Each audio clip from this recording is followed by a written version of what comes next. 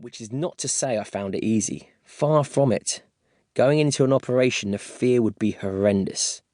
But as soon as it all began, the moment I breached the compound or made contact with the enemy, I'd enter a completely different psychological space.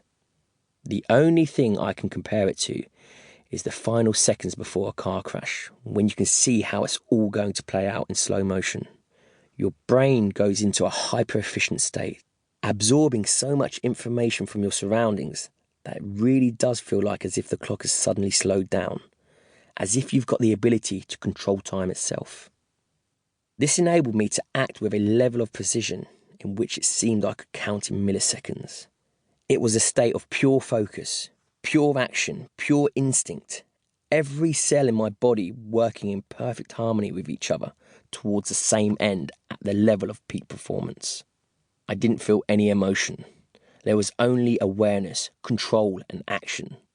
It was the closest thing I could imagine to feeling all-powerful, like God. And that's what I was in a way. When I was point man in the middle of a dangerous operation, godlike was how my mind and body felt. And godlike was how I had to act in judging, in a fraction of an instant, who lived and who died. The first man I ever killed came out at me from the hot, dusty shadows of an Afghan compound. It was night. He was wearing a traditional white ankle-length robe called a dish dash. There was a thick strap over his right shoulder. In his hand, an AK-47. He stopped, then squinted into the darkness. He couldn't see me. He stared some more. His neck craned forwards. He saw the two green eyes of my night vision goggles staring back at him from the blackness. And then it came. An event I'd soon know well. Whilst a lot goes on within it, the moment of death always has an order. A sure sequence of events. It happens like this. Shock, doubt, disbelief, confusion. Your target feels an urge to double-check a situation that they can't quite believe is happening. Their thoughts race. Their lips open just a few millimeters.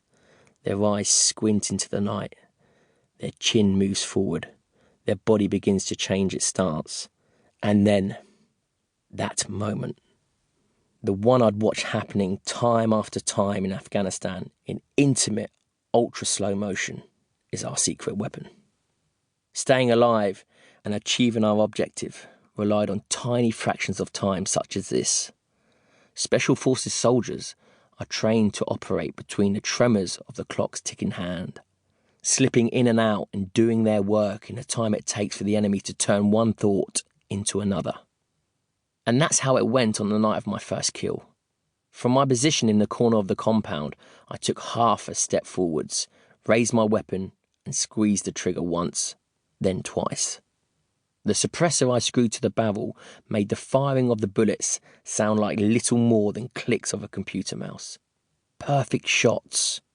2 in the mouth. He went down. The Special Forces are looking for individuals who have the ability to do this as a job.